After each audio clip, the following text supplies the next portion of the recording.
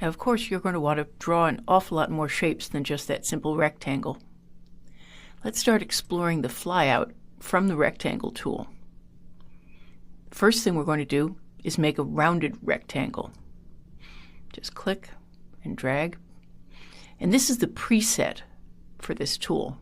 I'm just going to give it a color so you can see it. Now you're always going to want to probably create a rounded rectangle tool with corners that you can adjust.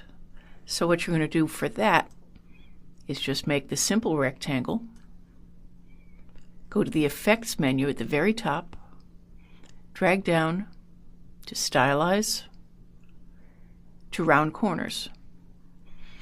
We're going to click Preview so we can see what we're doing, and as you can see, these rounded corners are much rounder than the preset. I can click down to make them a little sharper, or up to make them more round.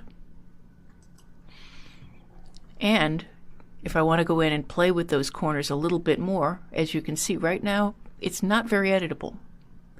So what I'm going to do is go to Object and Expand Appearance. And what that does is it makes those rounded corners into separate points. I can use my Direct Selection tool, move it around, take this little handle, move that. So there are a lot of ways to edit that particular shape. Cancel. Just going to delete that. The next tool we're going to play with is the Ellipse Tool, which is just another way of saying oval. We're going to click and drag that. And like with the rectangle tool, if I hold my Shift button down, I get a perfect circle. Also, very much like the rectangle, if I hold down Option and click, I can tell Illustrator how big I want that to be. So let's make it 1/4 inch.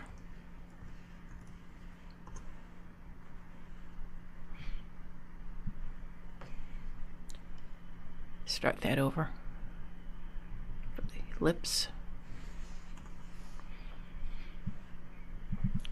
And like with the rectangle tool, I'm going to hold down Option and click once and tell Illustrator just how big I want that ellipse to be.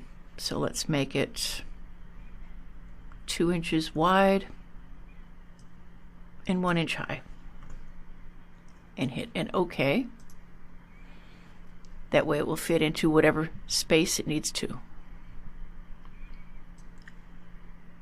Next, we're going to our Polygon tool.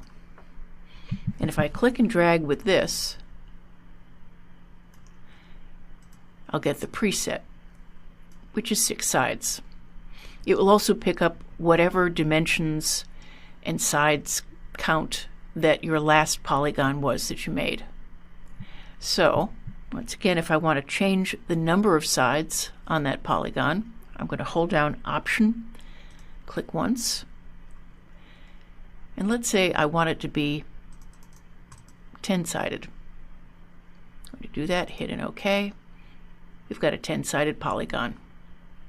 We can then go in and reshape that if we want to with the Direct Selection tool.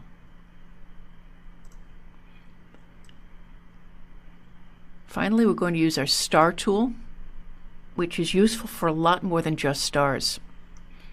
If I click and drag with that, I'm once again holding my Shift key so it's not distorted. I get a basic 5-sided star. But if I hold down Option, you click once, I can tell Illustrator I want that star to be 15 points. And let's change the difference between radius 1 and radius 2. Radius 1 is the outer points. Radius 2 are the inner points, as you can see. So if I make it less of a difference between those two radiuses or radii, let's make that 0.65. we end up with a really nice burst without having to draw one from scratch. I can once again then go in, click on the individual points, make it a little fancier. Whoops. What I did was I just selected on a side rather than a point, and that's why 2 points moved. So now if I wanted to put that on a layout to say 50% off sale, I've got a nice easy burst without having to draw it from scratch.